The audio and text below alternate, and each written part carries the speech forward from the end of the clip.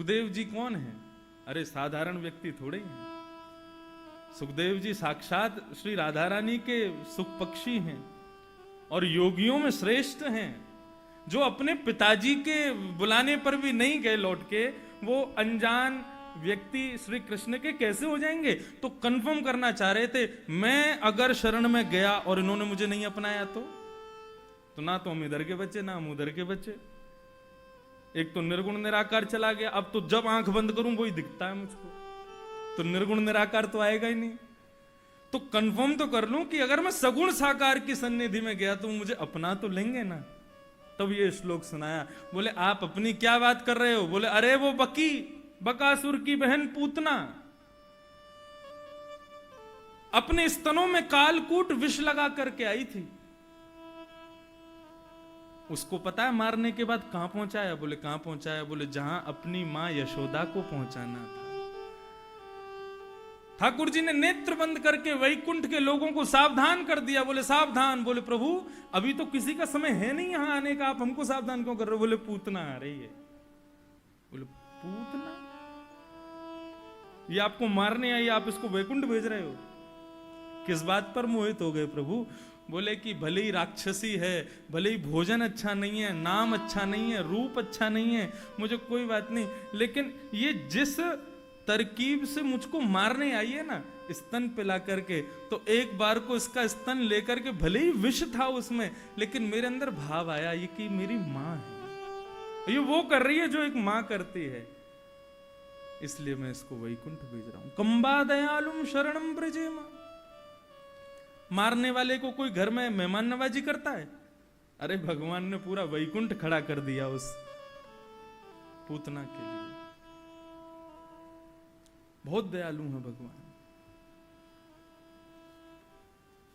प्रभु श्री राम अपनी लीला पूरी करके जा रहे थे तो अयोध्या में जितने लोग उतने विमान पधारे वैकुंठ से।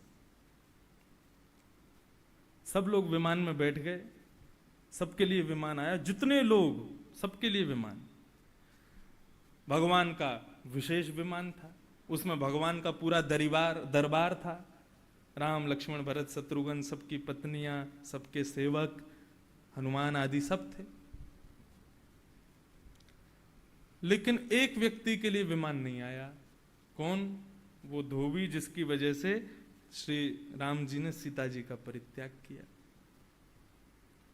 वो जिस विमान में बैठे वो विमान उड़े ही नहीं।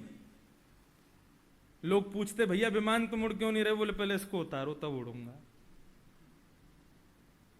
एक विमान से उतार दिया, दूसरे से उतार दिया, तीसरे से, सारे विमान उड़ उड़ करके जा रहे थे। वो बेचारा सरजू जी के किनारे अकेला खड़ा था।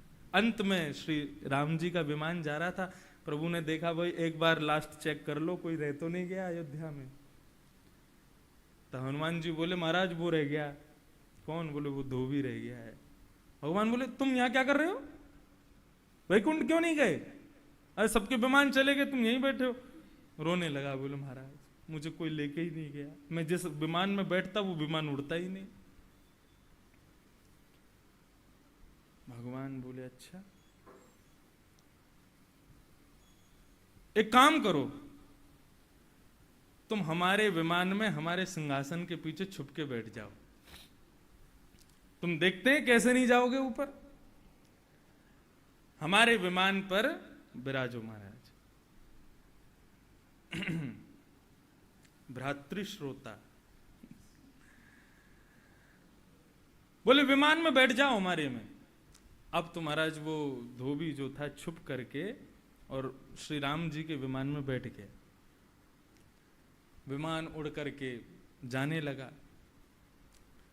वैकुंठ में देवता गाजे बाजे बजा रहे थे, पुष्प वर्षण कर रहे थे, खूब सुंदर वाद्य बज रहे थे, मंगल वाद्य बज रहे थे, सबका स्वागत हो रहा था।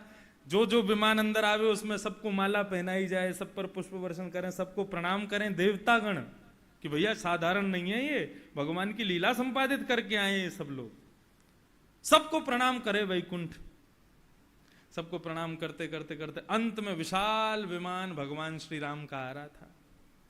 शंखनाद होने लगे महाराज, डुमडुमियां बजने लगी, सारे देवताओं ने पुष्प वर्षण शुरू कर दिए। बोले प्रभु श्री राम का विमान आ रहा है।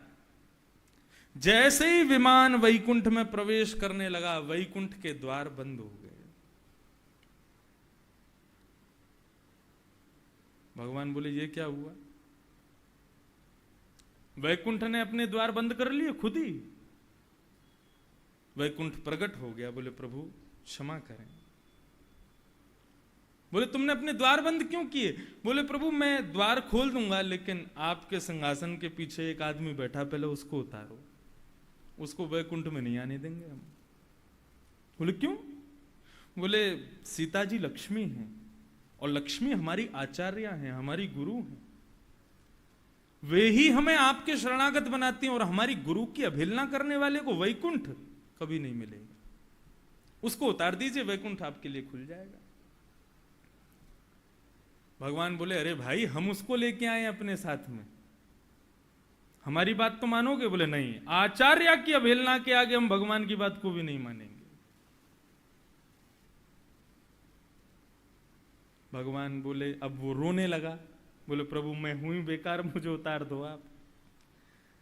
तो भगवान बोले नहीं, तेरी हम व्यवस्था कहीं और कर देते हैं। ब्रह्मा जी बोले हाँ जी, इधर आओ, इसको ब्रह्मलोक ले जाओ, वैकुंठ नहीं तो ब्रह्मलोक में रहो। ब्रह्मा जी ने अपना मुकुट उतार दिया, बोले मैं ब्रह्मा की पदवी छोड़ दूंगा, लेकिन इसको ब्रह्मलोक नहीं ले जाऊंगा, ब्रह्मलोक में भी इसके लिए कोई स्थान नहीं है। ब्रह्मा जी मना कर गए। शिवलोक भेज दिया, बोले भूत प्रेत जितने भेजने हो सब भेज दो, लेकिन ऐसे पापियों को मैं शिवलोक में नहीं लेके जाऊंगा। इंद्र से कहा, इंद्र ने भी मना कर दिया, सब देवताओं ने मना कर दिया। सबसे लास्ट में खड़े थे देवताओं में, भैंसा पर बैठे थे यमराज, नरक के स्वामी। अब भगवान उसकी ओर देखें, वो बेचारा रोवे, बोले कि नरक बचा मेरे लिए तू। यमराज जी को बुलाया, बोले कोई नहीं, इसको ज्यादा परेशान मत करना, इसको नरक ले जाओ। यमराज बोले क्षमा करें प्रभु, आप कहेंगे तो मैं संसार में जाकर के 84 लाख योनियों में कोई जीव बन करके रह लूंगा, अपनी पदवी छोड़ दूंगा, लेकिन ऐसे दुष्टों को तो नरक में भी जगह नहीं मिलेगी। तो बातें समझिएगा, आचार्य की अवहेलना करने वाला गुरु द्रोही व्यक्ति को नरक में भी स्थान नहीं है। ये बात बताई जा रही है इस भाव से। वो बात अलग है, भगवान करुणा निधान है। सब ने मना कर दिया, वैकुंठ ने मना कर दिया, वो बेचारा रोवे, बोले हम तो नरक के लायक भी नहीं बचे प्रभु। भगवान बोले तुम में से कोई नहीं ले जाएगा इसको, लेकिन भगवान को ने कंबा दयालुम शरणम ब्रजेम, प्रभु ने कहा रुक जा, कोई नहीं लेगा इसको। बोले कोई नहीं लेगा। प्रभु ने अपनी भ्रगुटी टेढ़ी की, एक दूसरा वैकुंठ बना दिया, बोले तुम सब लोग रहो यहां पे, मैं इसके साथ उस वैकुंठ में रहूंगा। और दूसरे वैकुंठ में ले जाने लगे, तब सबने आके क्षमा मांगी, तब उसको प्रवेश मिला। कितने दयालु हैं ठाकुर जी। जब ये दयाता का बखान किया, सुखदेव जी ने पूर्ण समर्पण कर दिया।